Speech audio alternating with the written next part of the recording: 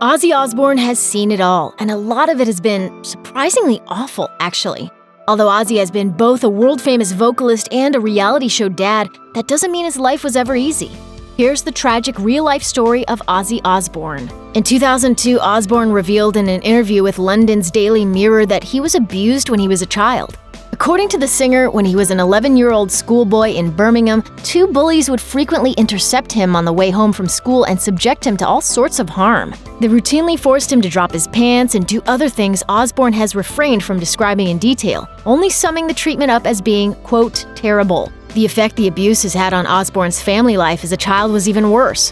As he recalled, the first time the bullies hit him took place in front of his sister, and he was too afraid to tell his parents what had happened. The stressful situation didn't do any favors for his mental health, and Ozzy had been open about how damaging the experience was. Because of these past traumas, he says he's made a point of telling his own children to never be afraid to speak up about pain or abuse they may be going through.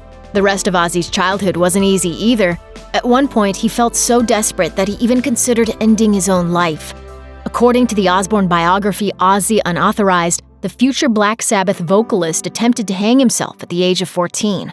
Luckily, this wasn't the end of his story, as Osbourne's father caught him in the act and intervened. Less fortunately, the elder Osbourne then reportedly proceeded to beat his son up for the trouble. Not exactly the kind of support system most kids need. As far as marriages go, Ozzy is mostly known for his relationship with Sharon, and that's rarely looked like an exactly functional relationship. But while Ozzy's behavior towards Sharon has occasionally caused some serious concern, his treatment of his first wife, Thelma Riley, might actually have been worse. According to the Birmingham Mail, Osbourne is still ashamed, saying, "I put that woman through hell. I should have never married her. She didn't deserve it. She wasn't a bad person, and she wasn't a bad wife. But I was a nightmare." Osbourne married Riley in 1971 and spent the vast majority of their time together living like what he called a married bachelor. He was often absent and routinely neglected and cheated on Riley. Osbourne has recalled one particular incident in California when he got off the phone with her and then proceeded to go to bed with 3 groupies. You know, when I first started playing rock music, I encountered this big country America, and it was like availability was there, and we all did the groupies thing. He also noted that discovering cocaine during their marriage didn't help matters. Overall, he feels that the way he treated Riley is one of his few true regrets. No one likes getting fired from their dream job, and Ozzy Osbourne was no exception. The summer of 1978 was a chaotic time for Black Sabbath. They were fueled by alcohol and cocaine, and the bad reviews of 1976's Technical Ecstasy and 1978's Never Say Die were apparently getting to them. It didn't help that the young, energetic band they were touring with, Van Halen, was frequently outperforming them. Something needed to change. With his collection of childhood traumas and abuse, Osbourne's self-worth was intertwined with the success of the band. A couple years of poor reviews were enough to destroy his confidence. He dove into a pit of drugs and booze and kept making excuses to his bandmates. The others kept trying to get their lead singer back on track, but ultimately, they had no choice but to fire him in 1979. They have since reunited, but Osbourne still considers it an act of betrayal. Though he admits that he was wasted, he feels it was hypocritical to fire him since, according to him, the others were all almost as out of it as he was. Few people expected Osbourne to bounce back as quickly as he did. As Rolling Stone reports, by 1982, he was an established performer with 2 successful solo albums under his belt. A huge part of his solo success was his new musical partner, guitar virtuoso Randy Rhoads. The guitarist's flashy style helped Osbourne express his own ideas, and the two became fast friends. Their partnership was cut tragically short on March 19, 1982, when the 25-year-old Rhoads died in a plane crash in Leesburg, Florida. Reportedly, Rhoads went on a joyride in a small Beechcraft Bonanza with the band's bus driver, Andrew Aycock, who commandeered the plane without permission. The plane buzzed the band's tour bus, and on the 3rd pass, the plane clipped the vehicle and spun out of control. All 3 passengers died in a fiery crash. The explosion rattled Osbourne awake, and he clambered out to see the flaming wreck. The singer has said that he sometimes feels as though he's still standing on that field, staring at the burning crash site. In one frightening incident in 1989, Ozzy allegedly walked up to his wife Sharon in a drunken stupor and tried to strangle her. Fortunately, they weren't alone. The attempt was stopped, the cops were called, and Ozzy did not succeed in his bizarre and violent mission. He just said, "We've made a decision," and I'm like, "We've?" Yes, and you've got to die. In a 2007 interview with the Evening Standard, Ozzy recounted the horror of waking up in a small cell, walls smeared with human feces, having no recollection of the previous night. He faced his worst nightmare when an officer informed him that he had been locked up for attempting to kill his wife. A court-mandated separation and rehab stint helped the couple end up staying together, but neither has forgotten just how terrifyingly wrong things could have gone. Speaking about domestic violence in 2004, Sharon said the situation was so serious that if she'd had a gun with her at the time of Ozzy's attack, she would have shot her husband in self-defense. According to People, Sharon Osbourne says she knows of 6 women her husband has cheated with, from teenage fans to masseuses and even their own household staff. Channel 24 describes one of the more recent incidents where Osbourne accidentally sent his wife a message that he meant for another woman.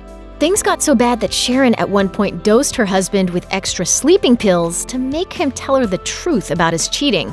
6 months after Ozzy swore that things were over with that particular lover, Sharon discovered both that this was a lie and that there were other women as well. This reveal forced the musician to finally admit he had a problem, and he has since sought treatment.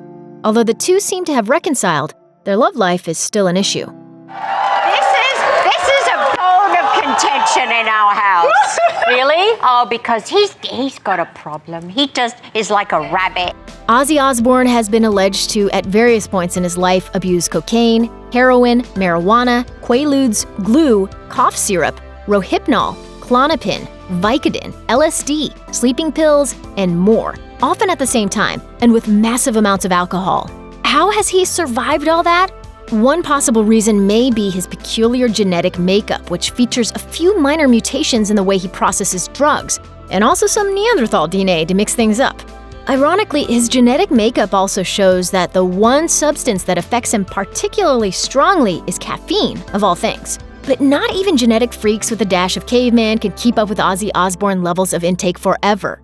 The singer has been a recovering addict since 2006 and has said that he deeply regrets his worst blackout years. What would you give the 21-year-old Ozzy? What advice would you give you? Don't do drugs. On December 8, 2003, Ozzy Osbourne suffered a terrifying injury at his home when he unintentionally flipped his quad bike and it landed on him.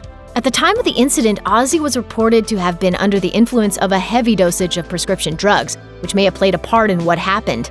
Osbourne broke his collarbone, damaged a vertebrae in his neck, and fractured 8 ribs, some of which were left pinching major blood vessels. Osbourne told People that the accident was so serious that he, quote, died twice, and the only reason he survived was because his bodyguard managed to repeatedly revive him. Osbourne spent 8 days in a coma and was left with a piece of metal keeping his left shoulder together. He says he's extremely lucky not to be paralyzed and even luckier to be alive. Ozzy isn't the only Osbourne with personal issues. Sharon Osbourne has struggled with low self-esteem and body image concerns that have reportedly led to bouts of bulimia. She was also diagnosed with colon cancer in 2002, and although she was ultimately victorious in beating the disease, her husband has expressed that at the time, he felt absolutely certain that his wife was going to die. The younger family members from the reality TV hit The Osbournes have also had their share of difficulties. According to People, Kelly Osbourne first encountered drugs at the age of 13, and her intake was so excessive that her mother once committed her to a mental institution for 3 days in an attempt to scare her sober. Her brother Jack Osbourne was also treated for painkiller addiction when he was only 17. Thanks to the runaway success of the Osbournes, it's easy to forget that Ozzy has children who weren't regulars on the show. Some of them have had their own share of difficulties. Osbourne's eldest son, Louis, who made the occasional appearance on the reality show, is actually from the singer's first marriage with Thelma Riley. According to the Birmingham Mail, he's a musician himself, but the son is less successful than his global superstar father. The struggling Louis was forced to declare bankruptcy in 2013 when a property crash hit him hard. Amy Osbourne, the eldest daughter of Sharon and Ozzy, says she refused to take part in the reality show. 19 years old when the show first aired, she moved out of the family's house to avoid being filmed, which broke her mother's heart. I felt if I would have stayed with the Osbournes and done the whole Osbourne thing, I felt as though maybe I would have been typecasted right away before I had a chance to experience other things. Amy spent the following years as the rarely seen so-called reclusive Osbourne, battling depression and later dabbling in acting and music. These days, she gets along with her parents quite well, but her relationship with her siblings is reportedly still strained. In 1984, 19-year-old Ozzy Osbourne fan John Daniel McCollum took his own life. His parents promptly sued Osbourne, claiming one of his songs led to their son's death.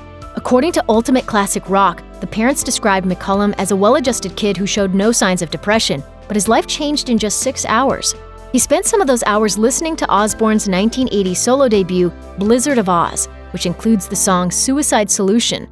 He was allegedly discovered still wearing his headphones. While Osbourne has said that he understood the parents' grief, he disagreed with their decision to blame him for their son's death, especially because Suicide Solution doesn't actually tell listeners to take their own lives. The word solution instead refers to a liquid, and the lyrics are about the dangers of alcoholism. The case was dismissed in 1988 on the grounds that McCollum's death was not a foreseeable result of the song. Later that year, another family unsuccessfully sued Osbourne, claiming that subliminal messages in the song had caused their son's death too. If you or anyone you know is having suicidal thoughts, please call the National Suicide Prevention Lifeline at 1-800-273-TALK. That's 1-800-273-8255.